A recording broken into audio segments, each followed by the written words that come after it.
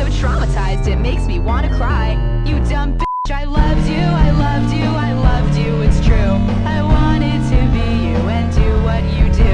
I lived here, I loved here, I bought it, it's true. I'm so embarrassed, I feel abused. Espejismos, una mirada alternativa. En la era digital y ante el marco de una pandemia global, la existencia de medios de interacción social permiten a las personas nuevas formas de relacionarse con su entorno local y social, pero sobre todo con otros de manera independiente de fronteras físicas o societales. Así, las redes digitales, vistas como plataformas de interacción en masas, se han creado como espacios en donde hay una mezcla entre aspectos de la comunicación interpersonal y de la comunicación en masas, que han permitido el florecimiento de distintas formas de vinculación e interacción en otros, donde el individuo no solo entra en contacto con otros individuos, sino también con organizaciones y marcas comerciales. Esta convergencia ha permitido la aparición de nuevas figuras de relaciones e interacciones parasociales, un fenómeno que se puede ver a partir de la existencia de estos medios de comunicación de masas y específicamente en las relaciones e interacciones que desarrollan las audiencias hacia los creadores de estos contenidos. A medida que las relaciones parasociales con nuestros creadores de contenido favoritos se desarrollan, plataformas como YouTube, Twitch o TikTok han permitido una evolución de estas relaciones al grado en el que la línea entre lo interpersonal y lo parasocial parece cada vez más difusa, particularmente con audiencias jóvenes quienes, al crecer con estas redes, han sido criados y formados por las mismas y por ende por sus creadores. Sin embargo, ¿qué sucede cuando las personalidades en estas plataformas no resultan ser quienes creíamos que eran? ¿Por qué la cancelación de estas figuras tiene un impacto tan doloroso en nosotros? ¿Podemos lidiar con ello?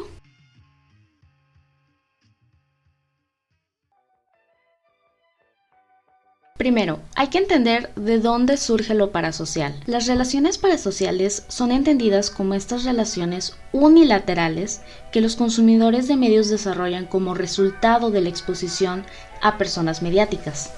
Este término fue acuñado por los psicólogos norteamericanos Horton y Wool en 1956, donde se hablaba de un nuevo fenómeno que surgía como parte del paradigma de las emisiones o del broadcasting de los medios masivos tradicionales recibidos dentro de la vida cotidiana de las audiencias, sobre todo en los hogares, un espacio que antes estaba restringido a encuentros cara a cara con personas de los círculos cercanos, como la familia, los amigos o cualquier otra persona que estuviera dentro de este espacio íntimo. ¿Qué pasa entonces? La relación que el espectador proyecta sobre el intérprete es vista como una de intimidad, similar al tipo de interacción que alguien mantendría con miembros de su propio grupo primario, y que para estos autores significa que aunque la comunicación sea mediada o intermitente, psicológicamente se percibe por la audiencia como una interacción cara a cara. Sentimos que realmente conocemos a estas personas o personajes. Todos los videos de Tyler Oakley, puedo recitarte todos, así de que me acuerdo de tales cosas.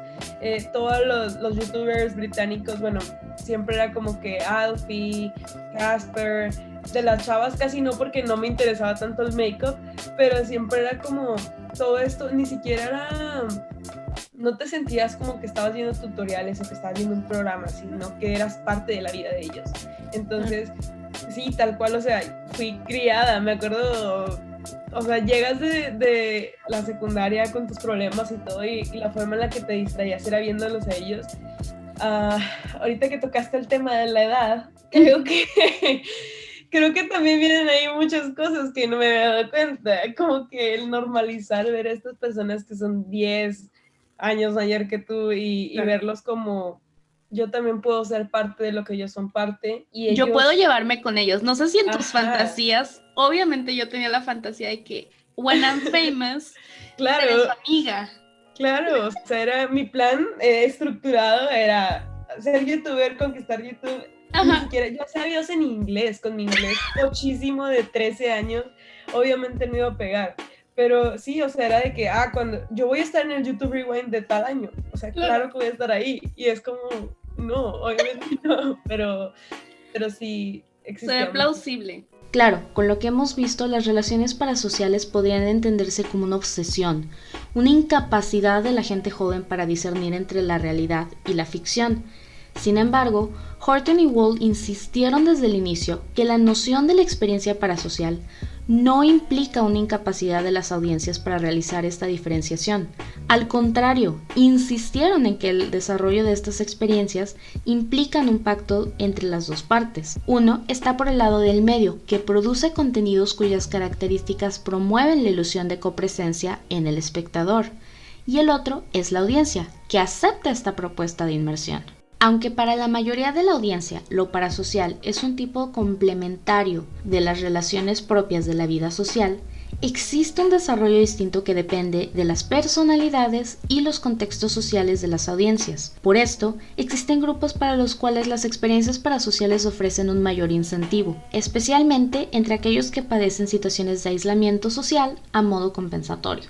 Algo que caracteriza a las generaciones a partir del 95, Zillennials y Generación Z, es el hecho que no hay una línea clara que divida los mundos online y offline de sus miembros. Los medios digitales y sociales se integran tan fácilmente con su mundo en vivo, sin dejar una clara separación entre ambos, que las relaciones parasociales fácilmente pueden alcanzar el de las interpersonales, lo que nos da una receta perfecta para crear espacios en donde la audiencia percibe a los influencers casi a la par de un amigo, o en algunos casos hasta de una figura familiar, particularmente si la diferencia de edades les asigna un rol parental o fraternal.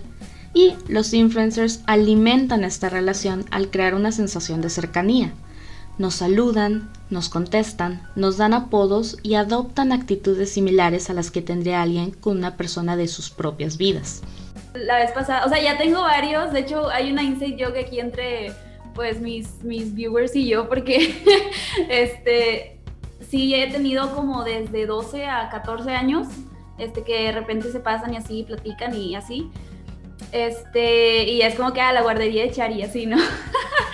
Pero está padre, porque, o sea, sí hay veces que me incomoda un poco, la verdad, porque, por ejemplo, yo de repente sí es como que de repente se me sale alguna maldición, o de repente es como que, oh no, de que dije, ¿no? De que, ok, esto no lo debo decir enfrente de niños, ¿sabes? De que menores, o sea, ¿sabes? Como que sientes esa responsabilidad de, por ejemplo, no sé, o sea, obviamente ahí ya me estoy viendo a niños mucho más chiquitos, pero imagínate que se me salga a decir de que, ay, Santa no existe, ¿sabes? Cosas que para mí son totalmente normales, porque pues son cosas que ya son de que gente de mi edad y yo ya estamos en la misma línea, digamos, en el mismo escalón, que ahorita ya no sabes en qué escalón van los niños más pequeños, ¿sabes? Entonces, pues si de repente se me sale algo, sí siento más responsabilidad en cuanto a, chin, a lo mejor este niño no debió haber escuchado eso, a lo mejor este niño aprendió algo de que no está a edad de aprender, ¿sabes? Entonces cuando me entero, cuando sé que hay gente un poco más pequeña, pues sí, me trato de tener más control de todo lo que esté compartiendo, platicando, ¿sabes? Porque pues sé que pues una audiencia más pequeña es definitivamente, o sea, incluye más responsabilidad a lo que fuera una audiencia de mi misma edad o mayor. Nuestros viewers están aprendiendo de nosotros, o sea, realmente a lo que voy es que hay muchas personas a su responsabilidad en plan de que, no que sean de que, bueno, como en plan de son mis estudiantes, no, ¿verdad? Pero a lo que voy es, muchas personas están ahí porque están interesados en ti, en lo que juegas, en lo que enseñas, en lo que platicas, en lo que compartes, en lo que todo, y realmente, quieras o no, aprenden cosas de ti, o sea, realmente es como, aunque sean cosas buenas, aunque sean cosas malas, si les caes bien, si te quieren, van a agarrarlo de ti. Es como si fueran, pues no sé, tus primitos o algo. O sea, realmente, aunque no sean de que chiquitos, aunque sean de tu edad, realmente si tú estás ahí y dices algo grosero o dices algo de que inapropiado, los que son, o sea, los que lo escuchen y se les haga así como que, jaja, van ahora ellos compartirlo.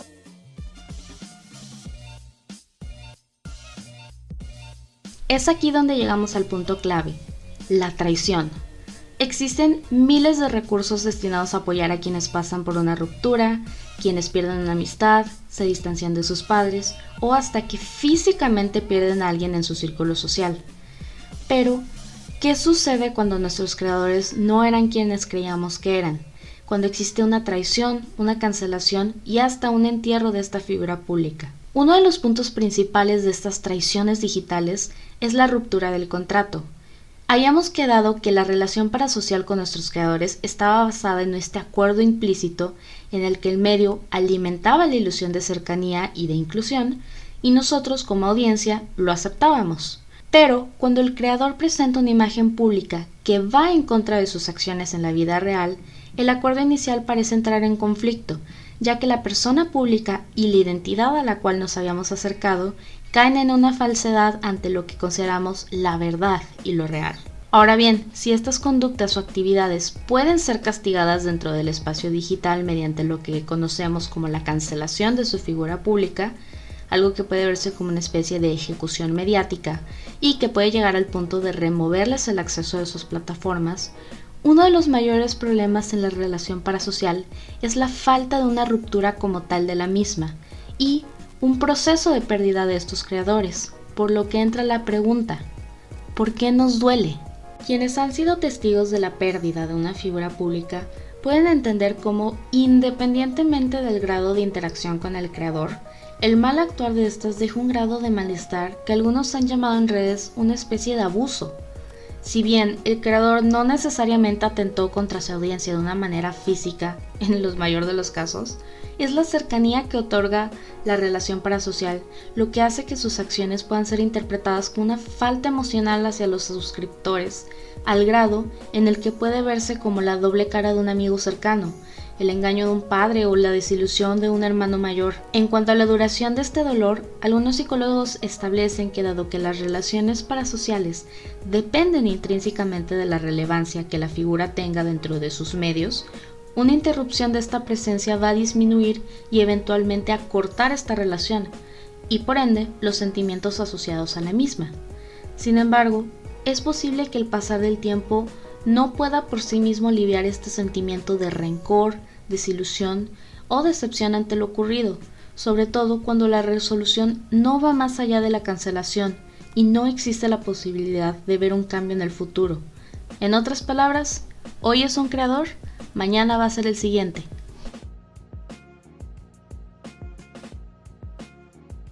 ¿Qué sigue? ¿Qué podemos hacer para evitar este dolor? ¿Siquiera hay forma de hacerlo? La realidad muestra que al menos en un futuro inmediato, las relaciones parasociales en redes masivas e interactivas seguirá existiendo a pesar de los errores de ciertos creadores.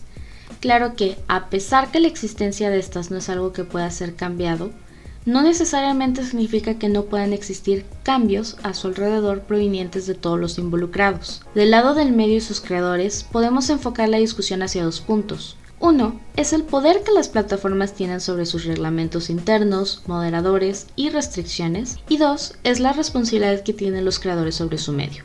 Claro, a pesar de que sitios como YouTube y Twitch pueden restringir el acceso del contenido de ciertos creadores a ciertos grupos de edad, o que estas figuras se pueden comprometer a tener una actitud genuina dentro y fuera del espacio de convivencia con su audiencia, nuevamente la realidad nos muestra que estas acciones no son necesariamente efectivas o certeras al momento de lidiar con esta ruptura. Además, el legado de quienes han roto el contrato parasocial con su contenido cae a su vez dentro de un proceso de reevaluación que pone en cuestionamiento la interrelación que existe entre los autores del mismo y el objeto. Tomemos el caso de J.K. Rowling con Harry Potter. ¿Qué queda entonces? Si bien la solución puede recaer en la audiencia, es importante entender por qué esto es así y no caer en el entendimiento de que estas relaciones son meramente pasajeras o ficticias. De acuerdo con autores como Greter, Yadav y Gleason, la base de todo recae en esta difusa barrera entre la realidad y la ficción. No obstante, este pensamiento se puede trasladar más allá de los parámetros originales. Es esta perspectiva empática la que tiene predominancia aquí. Entender que aunque la relación parasocial nunca alcanzará los parámetros de reciprocidad tradicionales que las relaciones interpersonales, los sentimientos unilaterales que existieron sí alcanzaron el nivel interpersonal, al menos en el sentido afectivo, y eso en consecuencia los hace igual de válidos. En otras palabras, yo sentí que los quería, y eso es lo único que importa. Al final, es el sentido de comunidad con el resto de la audiencia lo que permite superar la ruptura y las consecuencias de esta traición, así como de valorar lo que se tuvo en el momento y lograr una superación a partir de un proceso de duelo tradicional, posiblemente acompañado de un experto en salud mental. Las relaciones parasociales en la era digital no van a terminar, y no es algo malo. Teniendo en cuenta la existencia de estas figuras públicas como personas reales, capaces en ciertos grados de crecer y de modificar sus conductas gracias a la intervención de sus audiencias, mientras que éstas ganan un sentido de admiración, cercanía y un espacio de pertenencia, es algo que ha permitido al eje parasocial existir como un acercamiento social que muchas personas no tendrían de no existir estos espacios y esos creadores, y que no podrían tener un confort interactivo. Es sano porque luego muchas veces lo que pasa con esto de está cancelado y no hablamos de eso y ya, se vuelve eso. Pero creo que realmente también es mucho la importancia de sí hablar de eso, de sí hablar de lo que hizo mal. Y así concientizas del por qué se cancela, del por qué se toman esas medidas. Por ejemplo, a mí me consta de primera mano que YouTube pasa muchas cosas por alto y otras no.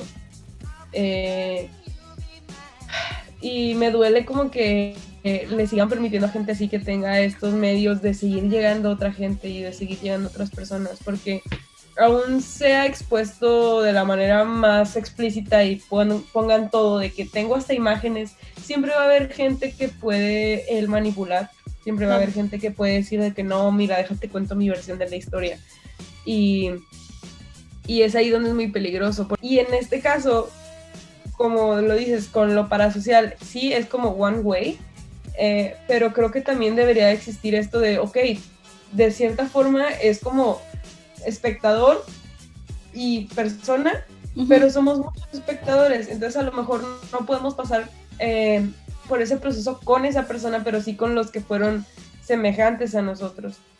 Y pues tristemente como que son cosas que no se pueden en sí controlar, o sea, sí se podrían controlar, pero a lo mejor ya hasta no le conviene a YouTube, porque digamos que hasta ese tipo de personas son las que más gente atraen, digamos, o sea, las que más personas tienen, digamos, y lo más triste es que, por ejemplo, YouTube nada más tiene de que, este contenido es para mayores de 18, ¿confirmas que tienes mayores de 18? Sí, ok. Y si eres un niño y le picas que sí, o sea, es como que, como quiera van a llegar ahí los niños, ¿sabes? Al poder reconocer la realidad de estas interacciones, es que el proceso de estas puede verse bajo una narrativa de validación que da espacio a que nuestra vida en el espacio digital siga evolucionando con nosotros y que no acabe cuando la cámara se apaga.